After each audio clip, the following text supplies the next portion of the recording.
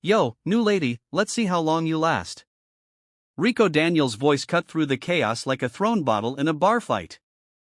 The whole class burst out laughing. The room smelled like leftover lunch and cheap cologne.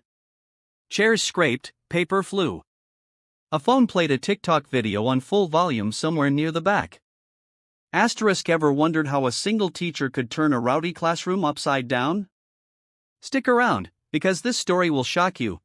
Naomi Reed stepped into room 1B of Lincoln Memorial High without blinking. She didn't flinch, didn't frown. She just took 2 steps in, closed the door softly behind her, and walked toward the front of the class. Her boots made a muted rhythm against the old tile floor. She wore a simple navy blazer, gray slacks, and thick-rimmed glasses that caught the fluorescent light and threw it back like mirrors. A few kids whispered. One girl, Tanya, judging by the sparkle of her purple braid, tilted her phone just enough to record. Naomi's bag, it was army green canvas, worn, stitched on the side with a faded name tag, read. She faced the board, picked up a marker, and wrote 3 words in clean, sharp letters. Miss Reed, English. The laughter didn't stop. In fact, it got louder. One kid imitated a teacher voice. Another hummed the funeral march. Rico leaned back in his chair, one boot tapping the underside of his desk, smirking like a man who had already won. Naomi turned slowly, her gaze swept the room, deliberate, steady, not hostile, not warm, just present. First, she said, her voice low but carrying, I don't answer to new lady. Second, let's all find out together how long I last. Some students chuckled. A few exchanged looks. Tanya rolled her eyes. Devon, who sat to Rico's right, leaned over and whispered, she's already breaking. Naomi smiled faintly, then opened the battered manila folder in her hand. Today, we start with a short story. It's called The Ones Who Walk Away from Omilas. Ever heard of it? Dead silence. Naomi looked straight at Rico. Didn't think so.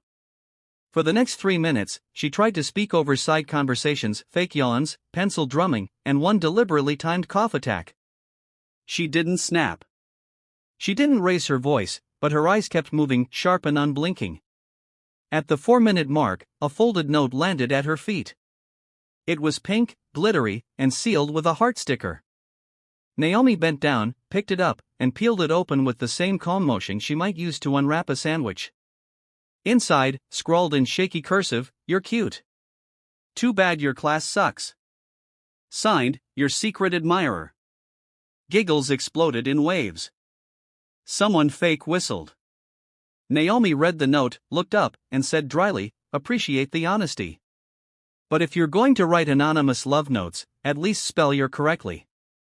The class howled. Rico's smile faltered just a bit.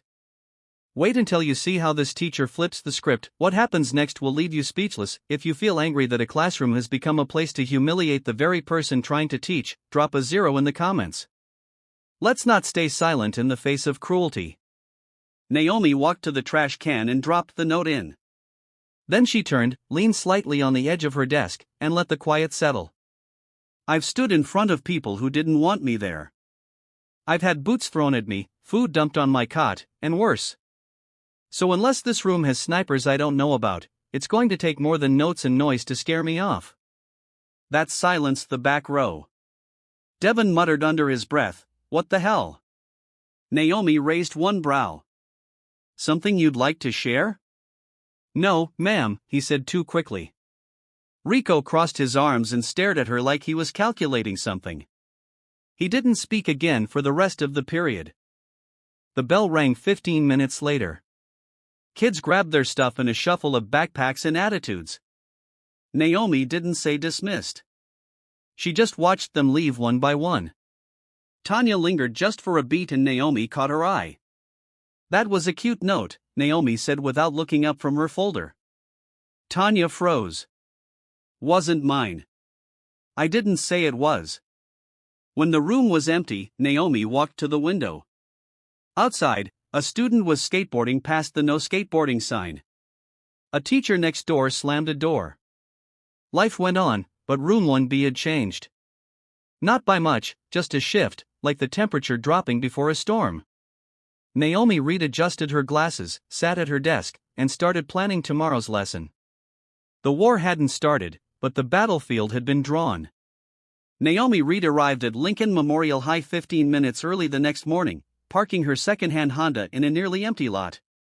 The engine coughed once before shutting off. She sat for a moment, staring at the building. There was a small rip in the shoulder of her blazer, stitched back neatly the night before. Her hand brushed over it, a quiet ritual. Then she exhaled, stepped out, and walked into the lion's den. Room 1B was quiet when she entered. That didn't last. Students shuffled in with the same swagger and smirks as yesterday. Rico entered last, surrounded by Devin, Tanya, and Miguel. His confidence had returned overnight. He looked Naomi over with slow amusement and said, "Still here? Must be desperate." Naomi didn't flinch. She was arranging the books on her desk. Still leading this class with juvenile stunts?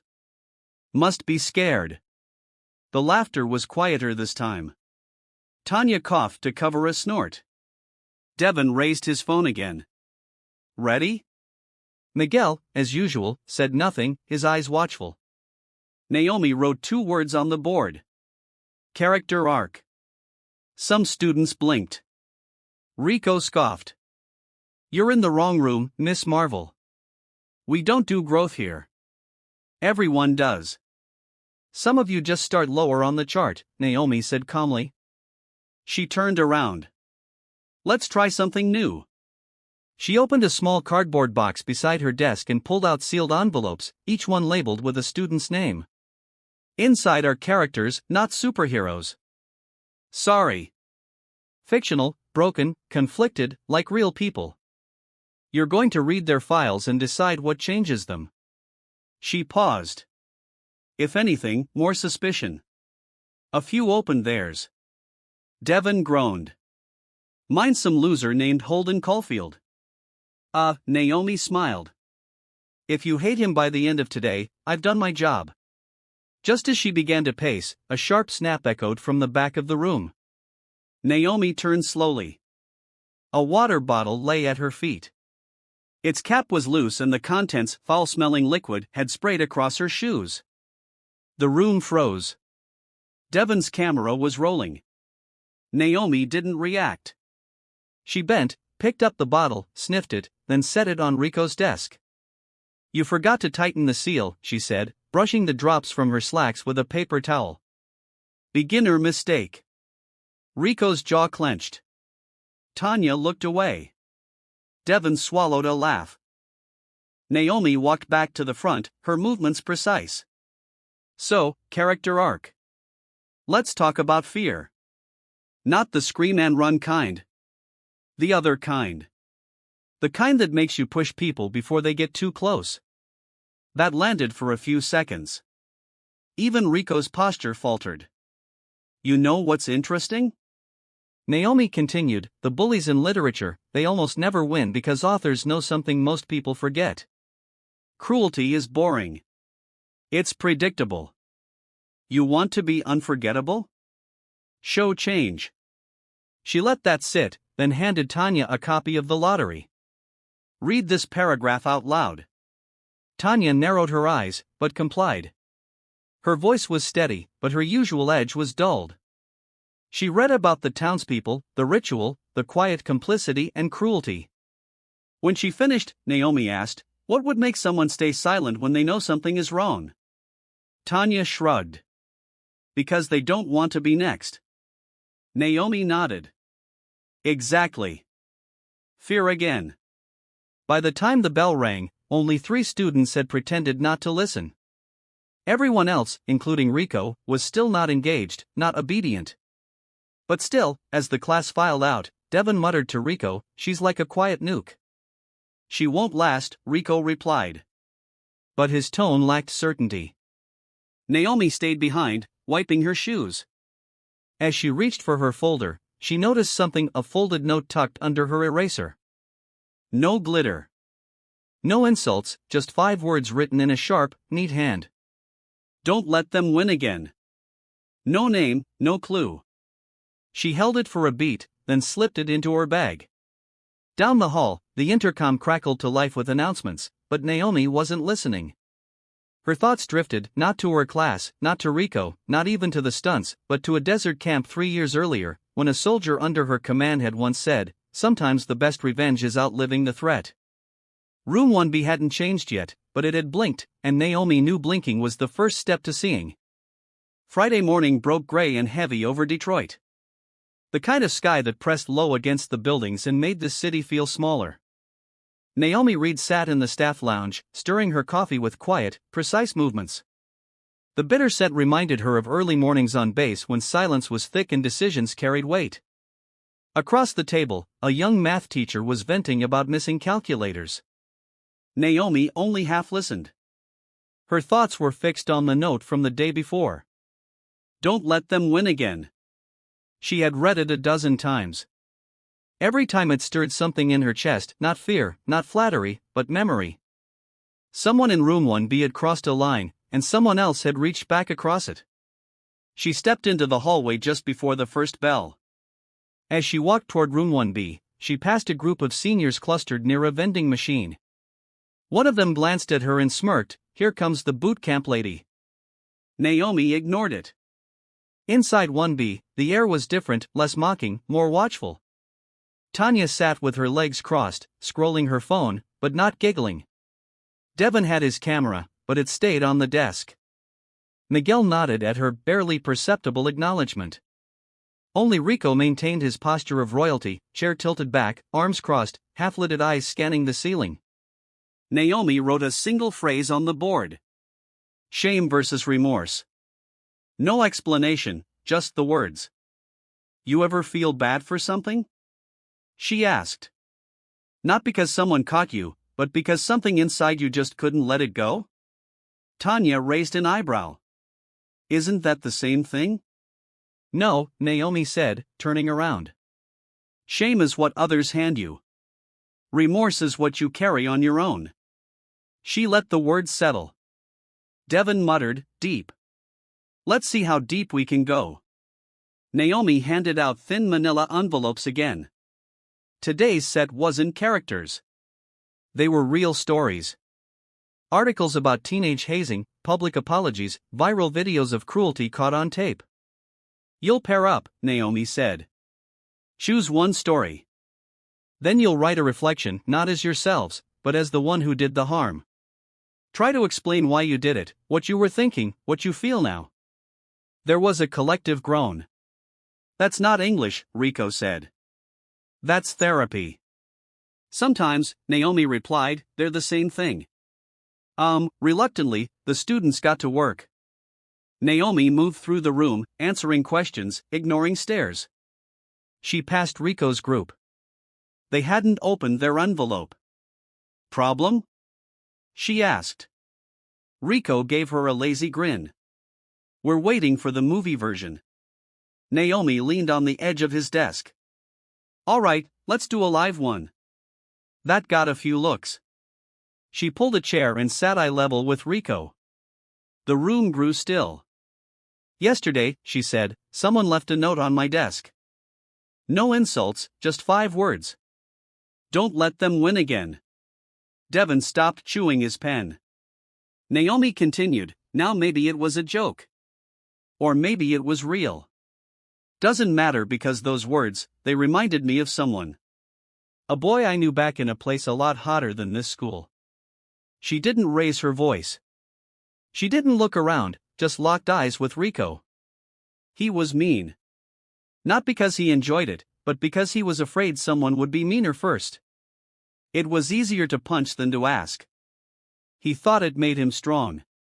Rico's jaw clenched just slightly. Naomi leaned closer. "But here's the thing. Fear disguised as power. It always shows its cracks.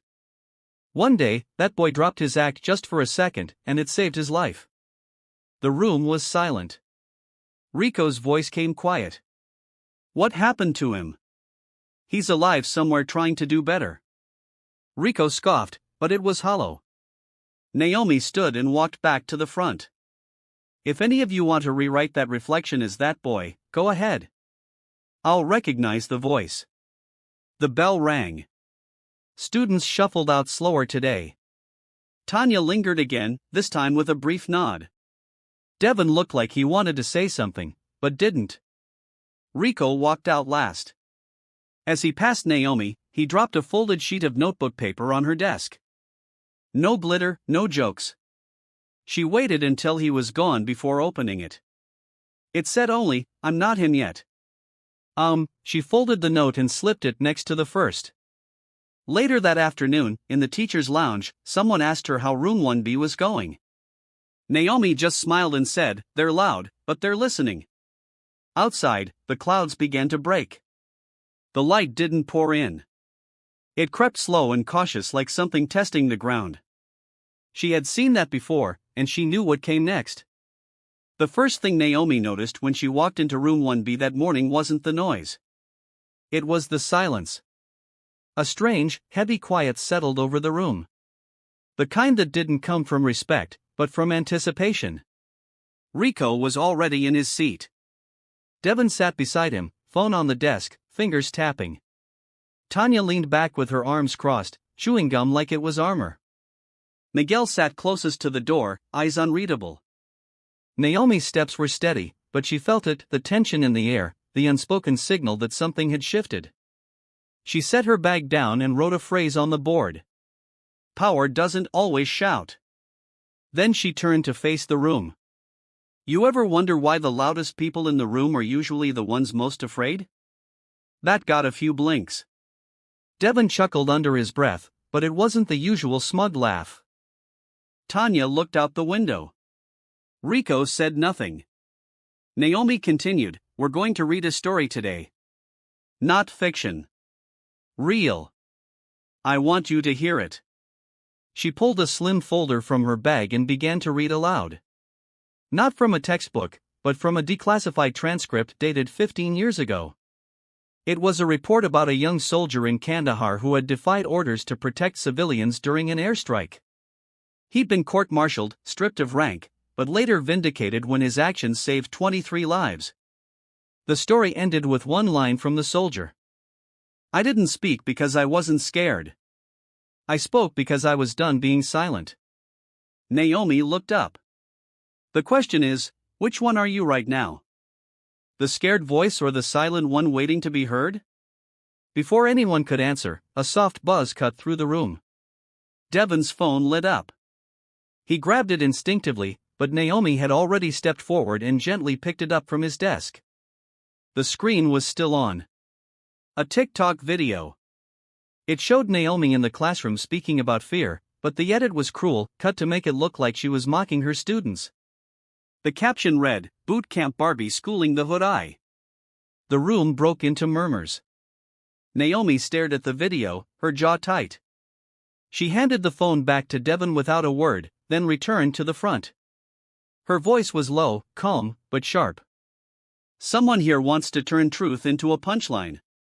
Wants the world to laugh instead of listen. Fine, but understand this. When you post something, you're not just sending it into the air. You're saying, 'This is who I am,' and people will believe you." The murmurs faded. Rico shifted in his seat. "Open your notebooks," Naomi said. New prompt. "I want you to write from the perspective of the person in that video, the version of me they want the world to see. Then I want you to write the version you see sitting in front of you." Devin frowned. "Why?" "Because contrast reveals truth," she replied. "And most of you don't know the difference until you see both sides." The class went quiet, pencils scratching. 10 minutes passed, then 20. A few students looked at Naomi as if seeing her for the first time. When the bell rang, Tanya stood up, but didn't leave right away. She walked over and handed Naomi her paper. "I only wrote the second part," she said. "The real you." Naomi accepted it with a quiet nod. "Thank you." Devin hovered near the door. "I didn't post it," he muttered. "I know," Naomi said. "But you laughed." He swallowed, then nodded and left. Only Rico remained. He stared at the board, then stood, hands in his pockets. You know, he said slowly. The last teacher we had, Mr. Langley, he yelled a lot. But at least we knew what he was about. You're different. You don't get loud. You just look. Naomi met his gaze. And that scares you. He shrugged. Maybe. Or maybe I just don't like feeling seen. Naomi said nothing. She let the silence speak. Rico took a step toward the door, then paused.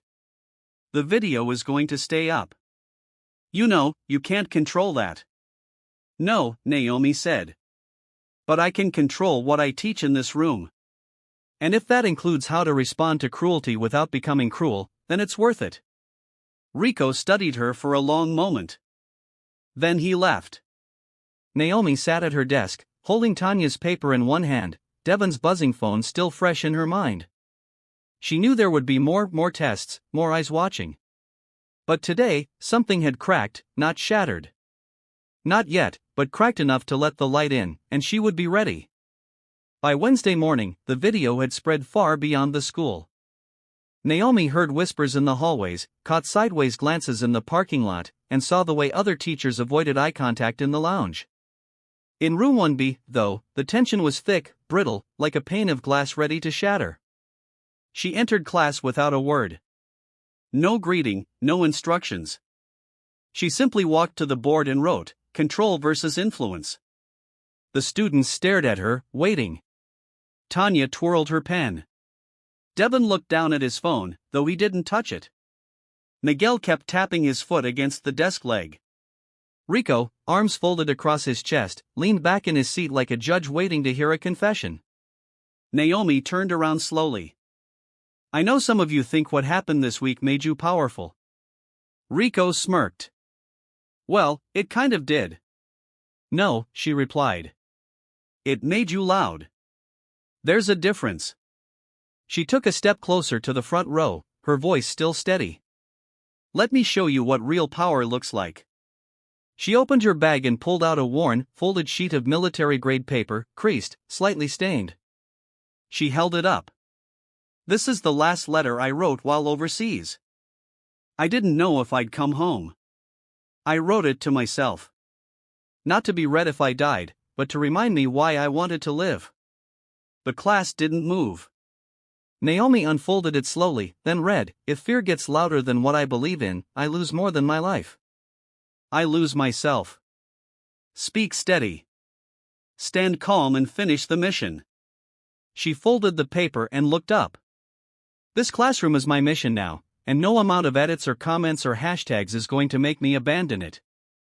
For the first time, no one said a word, not even Rico. Then, without warning, the door swung open.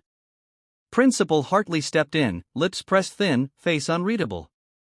Miss Reed, may I have a word? Naomi nodded. Motion to the class. Read chapter 6 while I'm out. In the hallway, Hartley wasted no time. We've received 3 parent complaints. One student claims you've been militarizing the classroom. Another says you're emotionally manipulating kids.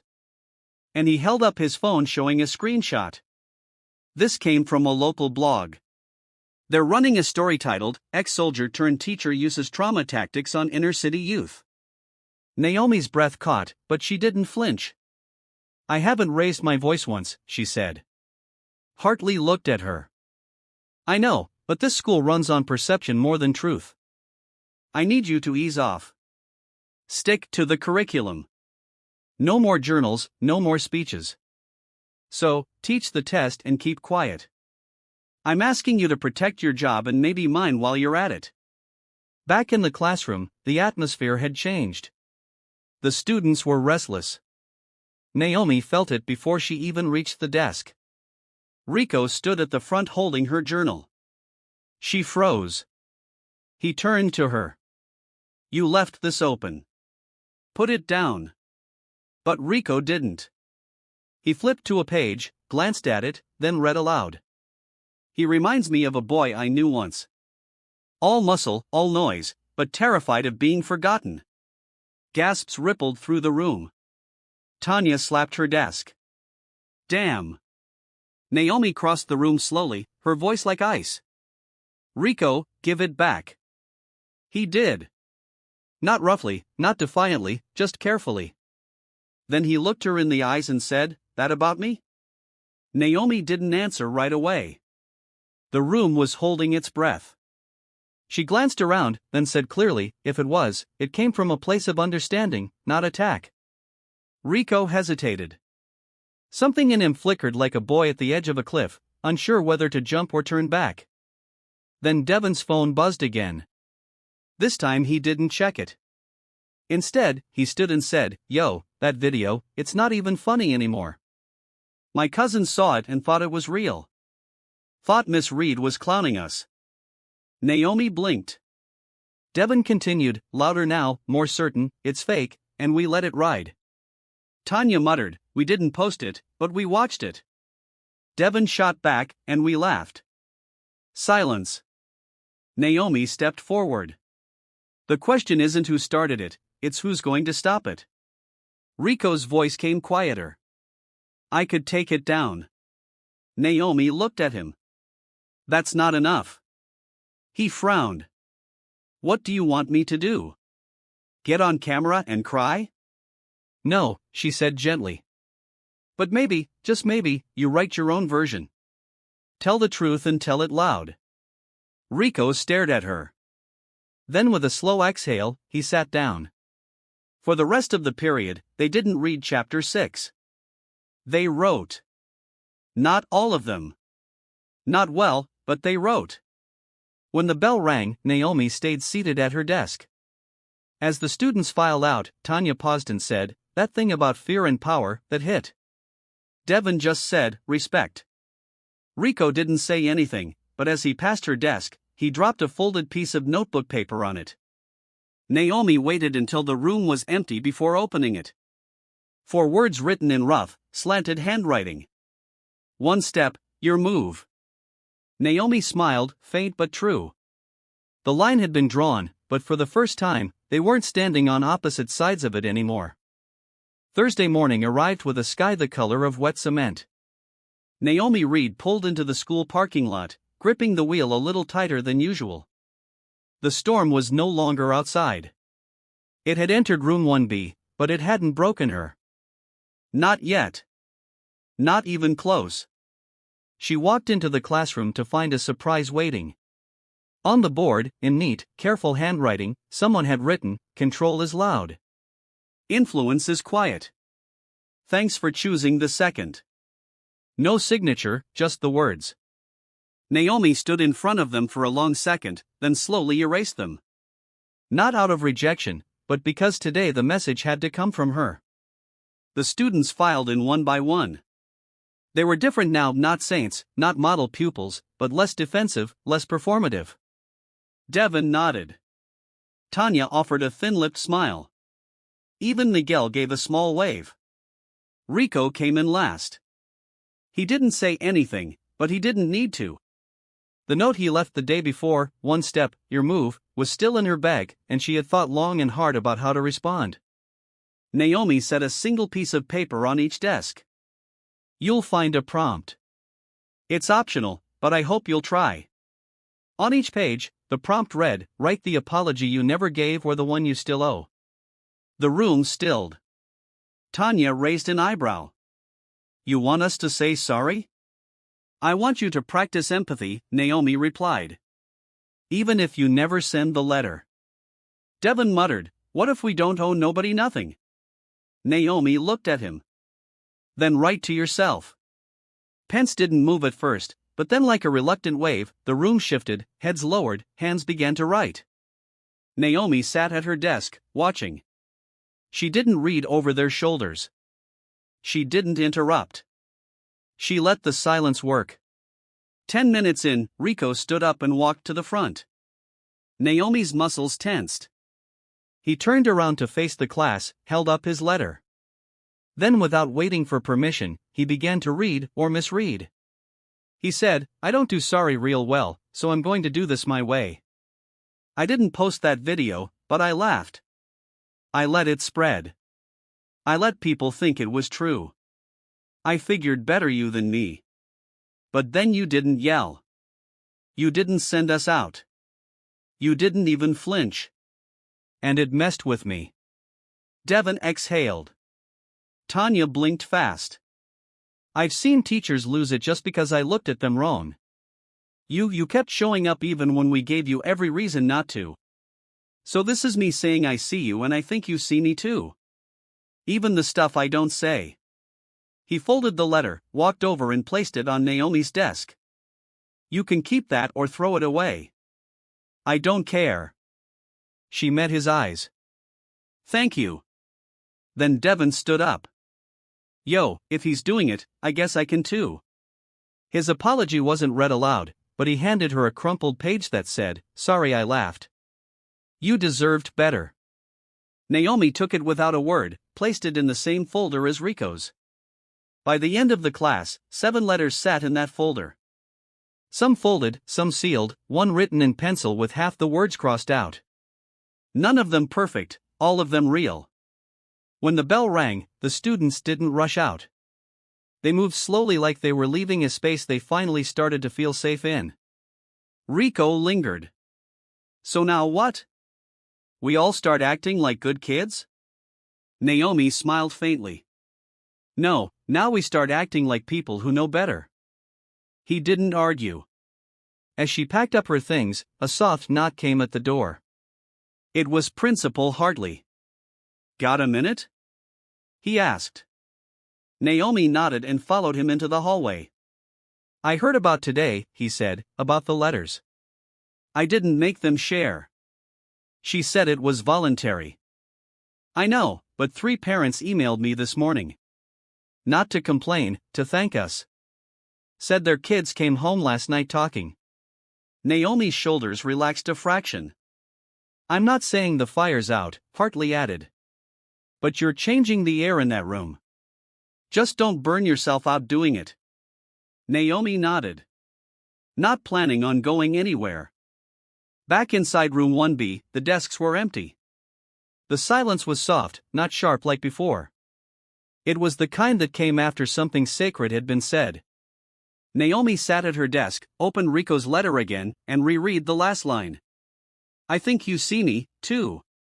She closed the folder, exhaled, smiled. Change never came with trumpets. Sometimes it walked in wearing sneakers and a hoodie, left a note, and said, Your move. And she had answered. Friday morning arrived, draped in gold. The sun had returned, casting long shadows across the school's front lawn. Naomi Reed walked through the main doors of Lincoln Memorial High with something new in her chest, pride. Not relief, but a quiet steadiness. Something had changed. Not just in room 1B, but inside her. As she stepped into her classroom, she paused. On the whiteboard, someone had scrolled in permanent marker. Reed is fake boot camp witch.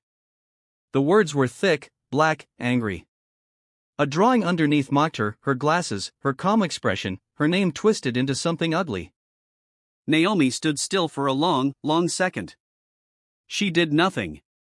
Then she placed her bag down and reached for a dry erase marker, writing directly below the insult. I'm still here. When the students entered moments later, they saw it. The board, the vandalism, and her message underneath. Tanya stopped in the doorway. Who the hell did that? Devon stepped inside slowly. That wasn't here yesterday. Miguel looked genuinely rattled. That's permanent marker. Naomi turned to face them all.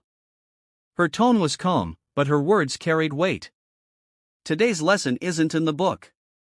We're going to talk about fire and how to keep it from burning through everything. She handed each student a blank sheet of paper. You're going to write 1 paragraph, not about me, about the kind of person who does this. She pointed to the board. What are they afraid of? What do they want to happen? And what would happen if no one gave them what they wanted? The class went silent. Rico raised his hand slowly. Can I just say it out loud? Naomi nodded. He stood up. Whoever did that is trying to bring back the old game. They want the rest of us to laugh, to join in, to say, see, she's not special. She's just another joke.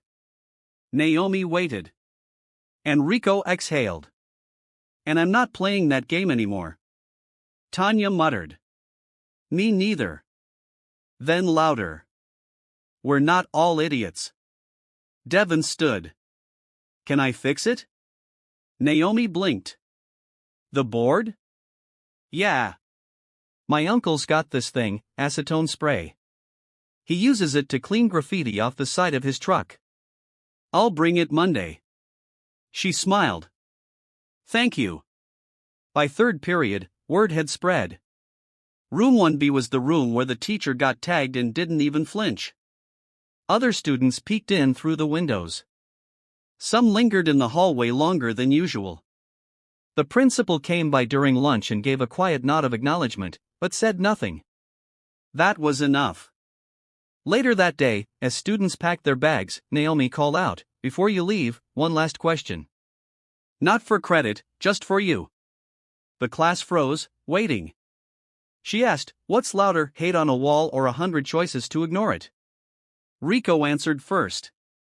Ignoring doesn't mean pretending. It means not giving it power. Naomi nodded. Exactly. You don't erase a message like that with a cloth. You erase it by refusing to believe it. Devon added, by replacing it with something better. Tanya smiled. Like truth. When the last bell rang, the students filed out slowly, but Rico stayed behind again. Naomi glanced at him. Something on your mind? He shrugged. That marker thing? That wasn't me. I know, she said. I thought maybe you thought it was. No, she said again, meeting his eyes. You've changed. Rico let out a breath. Yeah, it's weird. Weird is just growth's awkward cousin. He laughed, really laughed, then turned to leave. At the door, he paused. You going to be back Monday? Naomi smiled. Unless someone sets my car on fire. He gave her a half smile, the kind that said more than words ever could. Then he was gone. She stood alone in the classroom, staring at the message still etched on the board. She walked over and added one last line beneath her earlier response. And I'm not alone anymore. As the sun dipped behind the school roof, room 1B stayed quiet. The kind of quiet not built by fear, but by choice, not a fire. Not anymore. A foundation. The weekend passed without noise. Naomi spent it cleaning her tiny apartment, catching up on overdue lesson plans, and walking through Belle Park with no earbuds and just the sound of leaves crackling beneath her boots. She thought often of room 1B, of the vandalized board, of the eyes that had changed when Rico stood up and said, I'm not playing that game anymore. By Monday morning, she was ready not for a confrontation, but for continuation. She arrived early as always. To her surprise, the graffiti was gone. The board was spotless. She stepped forward and ran a hand across its smooth surface. A faint scent of cleaning chemicals lingered. A small note had been taped to the edge of the frame. Told you my uncle's spray worked. Naomi smiled. Devon had kept his word. She placed the note into the same folder that held the apologies from last week. There was a story forming in these pieces, paper and ink and quiet changes. The students entered slowly, not rowdy, not dragging. Tanya had ditched the gum for a thermos of tea. Devon had headphones around his neck, but no phone in hand. Miguel said, morning, under his breath. And Rico didn't swagger anymore. He walked like someone who knew he'd earned the space he occupied. Naomi waited until everyone had taken their seat, then picked up a box from beside her desk. We're doing something different this week, she said. It's called the Echo Wall. Tanya raised an eyebrow. Sounds like a podcast.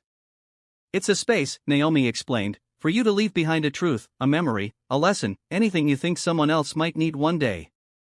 She opened the box. Inside were slips of paper, blank. You don't sign your name, you just write, then drop it in. Devon asked, like a time capsule. Exactly, Naomi said. But not for years later, for tomorrow, for whoever needs it. Skepticism lingered. But by second period, slips began to appear. One read, "It's okay to not be okay." Another, "Being silent doesn't mean I agree anymore."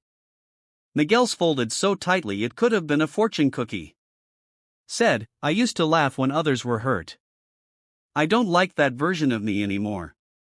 Naomi never asked who wrote what. That wasn't the point. What mattered was that they wrote it all. During lunch, she returned to find someone had taped a message on the front of her desk. "Not every teacher earns it. You did." No name, no marker this time, just handwriting, small, neat, familiar. By the end of the day, the echo wall held nearly 30 slips. Naomi read each one in silence after the students left. Some were light-hearted. "If you don't bring snacks, don't complain. You're hungry." Some cut deeper. "My dad yells less when I get A's. So, I stopped failing on purpose." And then one folded twice. No lines. Ink smudged at the corners. It read, "I used to think strength meant hurting people first. I don't anymore. Strength is staying when you want to disappear." She held that one longer. That evening, Naomi sat at home with a mug of chamomile and her folder of notes. She laid them out on the floor, a silent mosaic. The arc was visible now, not just in words, but in weight. The room had shifted. The students had shifted. She had too. Before bed, she wrote a note of her own. Folded it. No name.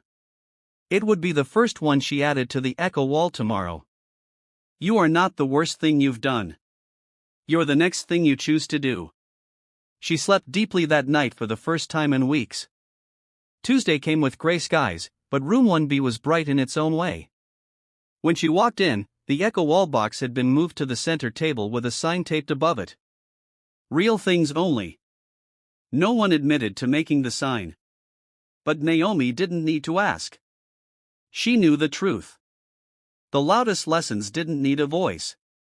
They just needed a place to land. Wednesday arrived with a stillness Naomi couldn't name. The kind that settles in after a long storm where the air holds its breath, not from fear, but from reverence.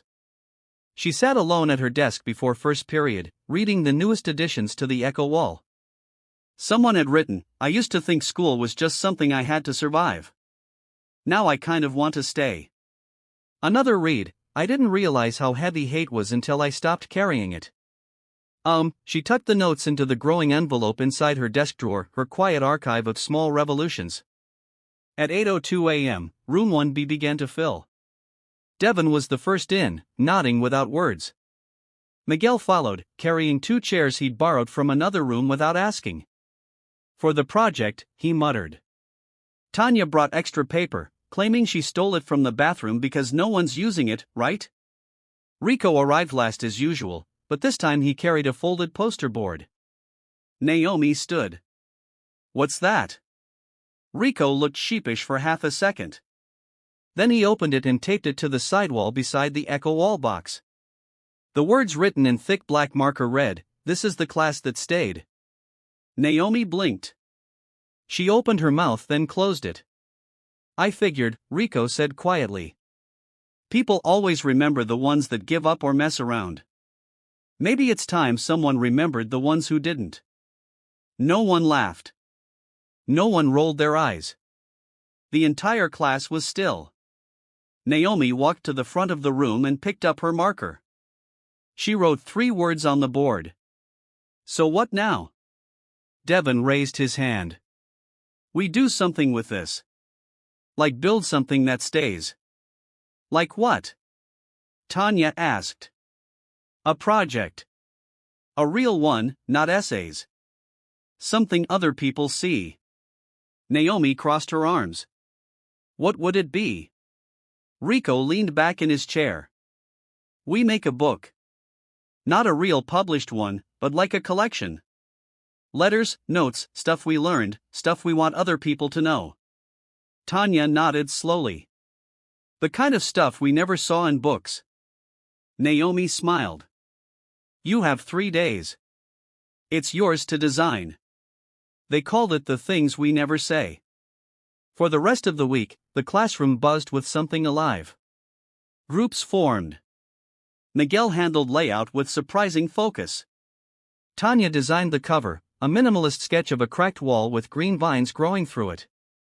Devon typed up entries. Rico didn't talk much, but he read every page carefully, like someone guarding something sacred. By Friday, the collection was done. They printed 6 copies for Naomi, 1 for the principal, and 4 to leave in the school library for whoever needs them, as Rico put it. At the end of the final period that week, Naomi stood before her class, the book in her hands. I've taught a lot of things, she said. But this, what you built, this might be the most important lesson anyone will get from this room. Rico shifted in his seat. You know we still don't like tests, right? Laughter rippled. Naomi grinned. Noted. As the bell rang, the students began to gather their things. Devon approached her desk and handed her a small USB drive. In case anyone ever tries to erase what happened here. Thank you, she said, meaning it more than he could know. Devon lingered. You going to stay next year? Naomi nodded. If they let me, they'd be stupid not to. When the room was nearly empty, Rico hung back. He stood near the poster he'd made, tracing the letters with his finger. You know, he said, I used to think teachers were just people waiting to leave. Naomi waited. But you didn't. You stayed when it got ugly. You didn't fold. She walked over, stood beside him. Neither did you. He hesitated, then asked, You ever write in that journal again? The one I read from? Naomi reached into her bag, pulled it out. She opened to a blank page and began to write. Today, my students built something no one told them they could. Not a wall, not a shield, but a door. And they left it open. She looked at him. Want to add something? He took the pen, paused, then wrote, Sometimes the best teachers don't give you answers. They just give you a reason to stay. Naomi closed the journal. When Rico left, he didn't say goodbye. He just nodded once and disappeared into the hallway. That night, as Naomi sat at home grading late assignments, she opened a folder labeled Echo Wall Archives and placed a printed copy of the student book inside. She didn't need applause. She didn't need awards because now in Room 1B, there was a new kind of history written not in curriculum, not in tests, but in courage, in ink, in quiet acts of resistance and redemption. And as she turned off the lights and looked once more at the phrase they had all chosen to remember, this is the class that stayed, she knew without a doubt that something permanent had finally been built, brought to you by BUP Stories.